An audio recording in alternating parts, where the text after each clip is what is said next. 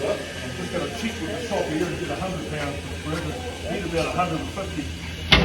That's what the old beach looks like inside. Sneak in here. Excuse me. That big marine. Wow, look at that. Isn't that nice? Beautiful, man. Well engineered. Yeah. Over engineered. Look how strong the crankcases are.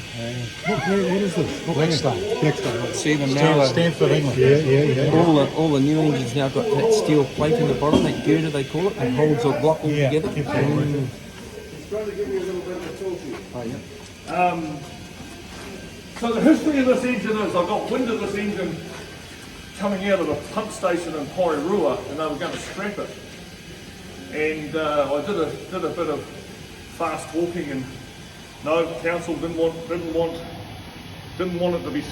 someone to come in, didn't want to go through all the rigmarole and having somebody come in and hurt themselves or whatever in the building. So they said no, we're going to continue ahead and scrap it. And I argued a bit more, and in the finish they said, okay, we'll make a deal. The company that are pulling the generator out, if they pull it out and take it over to their depot in Nainai, which is actually over the other side of the hill really from Porirua, you can have it. You're not allowed to pay any money for it. You can come and get it and do whatever. So it came to me, they had to take it to bits to get it out because it's so heavy. So it came with the alternator off it, all the flywheel housing, a few heads were off it. The radiator was obviously separately, the air tank, the starting tank was separate.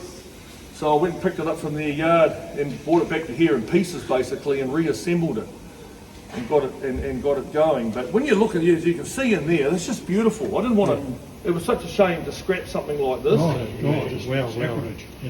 The engine is not that old. It's this whole plant is 1970. So they were making, they were making these things for right from the sort of, I guess, from the 40s right up until mid to late 70s, maybe even on, and pretty much the same design. Believe it or not, it's only 337.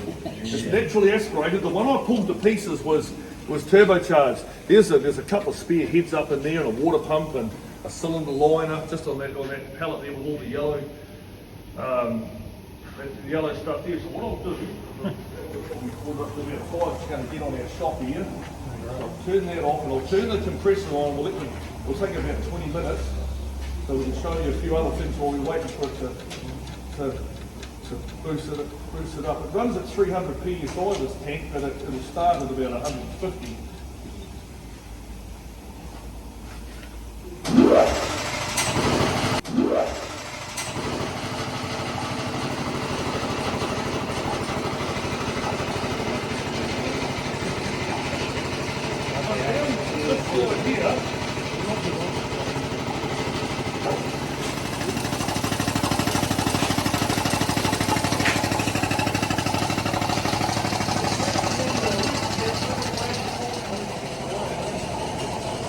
Theoretically, the air supply to the starting valve. The starting valve runs out and around what had originally been electrically operated.